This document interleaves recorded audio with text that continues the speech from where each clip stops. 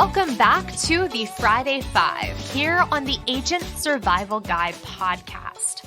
I'm your host, Sarah Ruppel, and this is our weekly recap of 5 important things that happened this week. Number 1, on Tuesday, President Biden announced his plan to extend Medicare Solvency and lower healthcare costs. He plans to do that with proposals outlined in his fiscal year 2024 budget. Now, Medicare Solvency refers to how much money is in the trust fund that pays for Medicare Part A benefits. From the Kaiser Family Foundation, quote, "This matters because when spending exceeds income and the assets are fully depleted, Medicare will not have sufficient funds to pay hospitals and other providers for all Part A benefits that are provided in a given year," end quote. Should legislation stay as is, beginning in the year 2028, the trust fund will only have enough revenue to cover 90% of Medicare Part A costs. Revenue will fall over time so that by 2046, the fund will only have enough to cover 80% of Part A costs. 2046 is the dip, and then eventually in 2096, the trust fund will get back up to 93% revenue availability for Medicare hospital costs. President Biden's proposal extends Medicare Solvency into the 2050s, which would give beneficiaries another 25 years of enjoying the same cost-free Medicare Part A benefits, as long as they've worked for the required amount of time. In order to fund Medicare, Biden has proposed an increase on taxes for those who make above $400,000 a year, changing the tax rate on earned and unearned income from 3.8% to 5%. He also proposes closing loopholes that currently allow high-income individuals to, quote, shield some of their income from tax by claiming it is neither earned income nor investment income. The budget would ensure that Medicare taxes apply to incomes over $4,000 per year without loopholes, end quote. The administration would also make sure that revenue that comes from the Medicare tax goes specifically to the Medicare HI Trust Fund. Savings from prescription drug reforms are also tapped for the Medicare HI Trust Fund in the release on the proposal. So that is the Medicare solvency part. Let's move on to plans to lower costs for Medicare beneficiaries.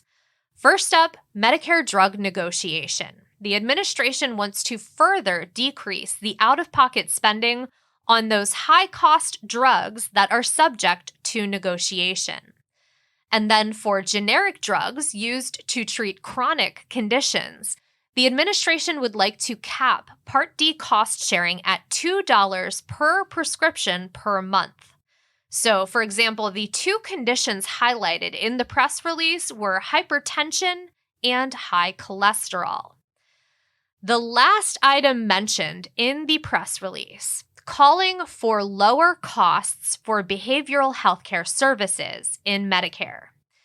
The administration is calling for 3 free mental health or behavioral health visits each year, so removing cost sharing from those types of visits. The release does acknowledge that in order for that to happen, it, quote, requires parity between physical health and mental health coverage in Medicare, end quote. And then similar to the new legislation that began this year, allowing professionals other than doctors to carry out counseling services. Biden's budget includes both coverage and payment for more new types of Medicare providers, like certified addiction counselors and peer support workers. At the very end of the press release, 2 interesting mentions. First, coverage for digital applications and platforms that offer mental health services as long as there is evidence to back their efficacy. And then second, I'm going to quote this here because, quote, removing unnecessary limitations on beneficiary access to psychiatric hospitals, end quote. That is a situation that isn't just affecting Medicare beneficiaries and providers, but the entire healthcare system and nation as a whole. If you've ever wondered what the coverage is like for mental health and substance use disorder for those on Medicare, we did recently publish an episode with all of that information, and we will be linking to that in the notes. Now, again, these are just proposals related to Medicare in Biden's larger overall 2024 fiscal year budget proposal. In order to become law, they have to go through the House and the Senate for approval. So it will be interesting to see what stays and what goes. Personally, I would love to see an analysis of Medicare Solvency comparing what beneficiaries might end up paying for Part A when the fund becomes insolvent versus what they would pay annually with the tax changes Biden is recommending. I'm curious, so naturally I have to put that out into the universe. And if you know how to do those calculations or you know someone who does, please reach out. Our email is asgpodcast@ritterim.com. Number 2, SNAP benefits made possible because of temporary pandemic legislation are ending or have already ended in certain states. Beneficiaries could be on Medicare, Medicaid, they could be part of the under 65 markets, but specifically for those on Medicaid, losing SNAP benefits could be the first of a 1-2 punch in an inflated economy. So, what should agents be doing right now? Partner with your local food banks so you can connect with impacted individuals. This is a very real opportunity to help step in and make a difference for agents in both the Medicare market and the under 65 market. We talk about connecting with your community. The place to start, if you are unsure, is your own backyard. One way we recommend for agents to help these affected beneficiaries, highlight Medicare Advantage plans that offer supplemental assistance, like a healthy foods card. So a quick explanation on the healthy food card benefit. It is a grocery benefit for Medicare beneficiaries who are enrolled in a dual eligible special needs plan, or DSNP for short.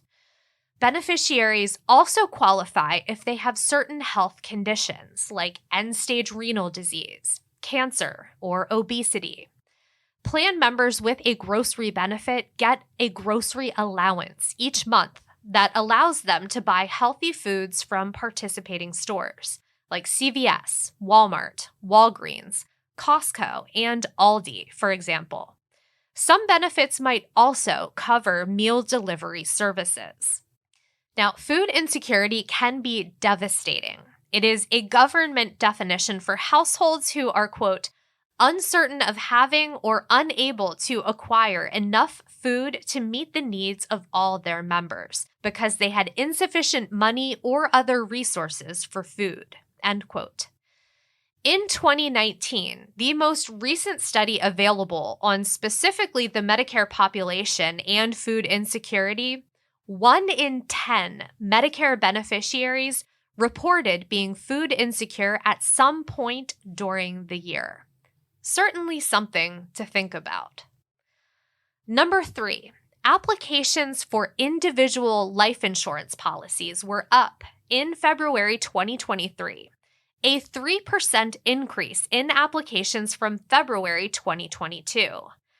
Leading the charge, activity for applicants under the age of 30. There was an 8.9% increase in applications for individual life insurance for those under the age of 30. If it's been a while since you've broached the subject with some of your clients under the age of 30, it might be time to bring the conversation up again. Applications for the 31 to 50-year-old demographic were also up, with a 4.8% increase year over year. Now, could it all have been in response to the Life Happens, Insure Your Love campaign? They brought it back in February of 2023, and it is a campaign that targets younger demographics. It's tough to say for sure, but we will be linking to the Life Happens site in our notes. Now, if you haven't heard of it before, that is a great marketing resource for independent agents selling life insurance because they've got all kinds of pre-made marketing materials available for download and sharing. Now, of course, there are paid options, but there are also free options that include flyers, brochures, graphics, videos, even access to a limited selection of campaigns and content collections. It's a great place to find resources for those client newsletters from a reputable source. And again, we will have that link in the notes. Number 4, Starbucks announced their spring menu additions this week.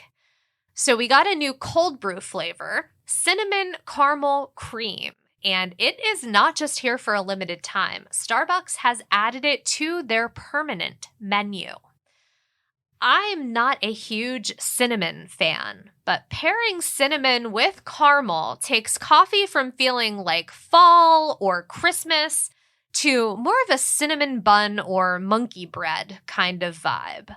That, along with the confidence Starbucks had in placing it on the permanent menu, made me want to try it. And that is exactly what I did yesterday. And I have to say, it's pretty tasty. I don't think it'll take the place in my heart that belongs to the salted caramel cold brew, but I did enjoy it. And I also love the fact that cold brews are traditionally much less sweet than a Frappuccino. The other drink announced is only available in Canada, which is a sad, sad shame because it sounds delicious. An iced strawberry oat matcha tea latte. New cups and tumblers are also coming out. There is a checkered cold cup that I've got my eye on. Sadly, that was the only one of the new cups and tumblers that was not in my local Starbucks. But also in cake pop news, the lemon cake pop is back for spring at Starbucks. On the Dunkin front, their spring menu has been out for a little while, maybe about 2 weeks. They've got a caramel chocolate cold brew that looks absolutely delicious. I need it in my life, but I haven't had a chance to stop and get one yet. They also have a new carrot cake muffin, and they brought back the Irish cream coffee flavor, as well as the chocolate croissant, which, if you're going to have a croissant, always, always go for the chocolate one. It is the way to croissant. Number 5. On Tuesday this week, we held our State of the Senior Market live stream event, and I just wanted to say thank you so much for those of you who registered and attended. We hope you enjoyed the presentation. Our CEO, Craig Ritter, packs in a lot of information as well as some great insight on the industry. And we had a great Q&A, a back and forth between agents in the chat, as well as agents asking questions in person. If you registered and could not attend, we will be sending out an email with a link to the recording, so be on the lookout for that. If you did not register, make sure you're following along with our podcast. We will be pulling out some highlights from Craig's presentation and bringing those to you next week. As for this week, that's all we've got. I hope you have a great weekend. Stay healthy and stay safe out there. We will see you next week. The Agent Survival Guide podcast is a production of Ritter Insurance Marketing. This episode was written and produced by me, Sarah Ruppel. Script editing by Tina Lamoureux. Artwork by Vivian Zhao.